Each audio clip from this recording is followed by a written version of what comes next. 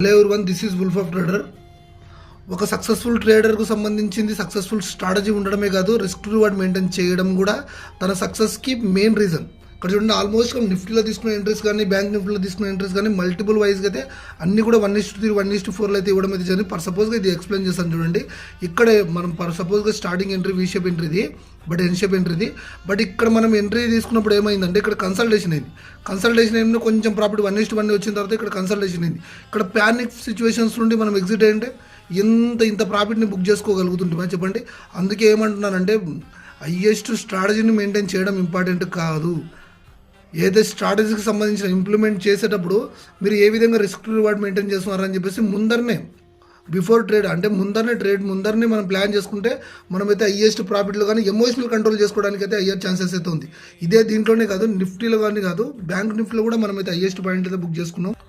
Morning 1 అవరే మనం strategy కోసం ఇప్పుడు ఏదో ఎంట్రీలు తీసుకొని ఎగ్జిట్ తీసుకునేది ఇంకా టైం పడుతుంది. ఇంకా హోల్డ్ చేసుకొని ఈవినింగ్ వరకు వెయిట్ చేయాల్సిన అవసరం లేదు, 3:30 వరకు హోల్డ్ చేయాల్సిన అవసరం లేదు. మార్నింగ్ 1 అవర్లోనే మనమైతే ప్రాఫిట్ బుక్ చేసి బయటికి రావడం అయితే జరిగింది. ది బెస్ట్ స్ట్రాటజీ ఇది.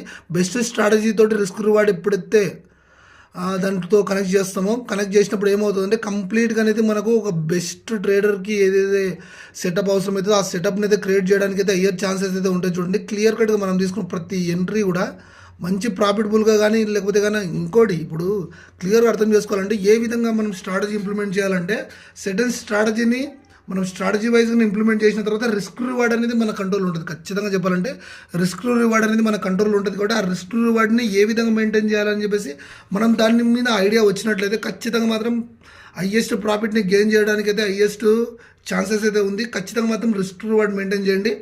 ఆ రిస్క్ రివార్డ్ కూడా ఆపోజిట్ వైజ్గా ఏదైతే ఎంట్రీస్ ప్లేస్ చేసిన తర్వాత కూడా ఎటువంటి కన్సల్టేషన్ అయినా కాస్ట్ తెచ్చుకోండి.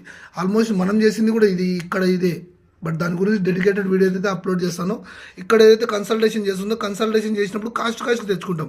అది కదా ఆపోజిట్ వైజ్గా ఆర్డర్ బ్లాక్ ఏరియా అనేది అవైలబుల్ ఉంది కదా, ఇక్కడ ఆర్డర్ బ్లాక్ ఏరియా అవైలబుల్ ఉంది కాబట్టి మనం ఎగ్జిట్ అయితే అయినాం. మంచి ప్రాఫిటబుల్గా అయితే మనమైతే క్లోజ్ చేయడం అయితే జరిగింది. చూడండి, కొత్తగా మన ఛానల్ ఎవరైనా విజిట్ చేస్తున్నట్లయితే please like and subscribe friends. మీరు ఇచ్చే ఏదన్నా నాకు సపోర్ట్ ఏంటంటే లైక్ అండ్ సబ్స్క్రైబ్ మాత్రమే. ఇంకా ఫర్దర్గా మోటివేషనల్గా కొంచెం వీడియోస్ని అప్లోడ్ చేయడానికి కానీ ఇంకా చేయడానికి కానీ కొంచెం నాకు సపోర్ట్ ఇచ్చినట్లు ఉంటుంది. ప్లీజ్ ఎవరైనా కొత్తగా మన ఛానల్ విజిట్ చేస్తున్నా లేకపోతే ఎవరన్నా ఫర్దర్గా ఇంకా ఎవరైనా మన వీడియోకి ఎవరైనా లైక్ చేయకుండా కూడా please like and subscribe friends. మనకు సంబంధించిన స్ట్రాటజీ అనేది ది బెస్ట్ స్ట్రాటజీ. ఇది బెస్ట్ స్ట్రాటజీ తోటి ఏదో రిస్క్ రివార్డ్ యాడ్ చేసినప్పుడు కొంచెం బెటర్ రిజల్ట్ రావడానికి అయితే అయ్యే ఛాన్సెస్ అయితే ఉంది. కాబట్టి మనం లైవ్లో తీసుకునే ఎంట్రీస్ ఇవన్నీ కూడా కింద దీనికి సంబంధించిన ఫర్దర్ డీటెయిల్స్ కావాలనుకుంటే కింద ఉన్న కాంటాక్ట్ నెంబర్కి అయితే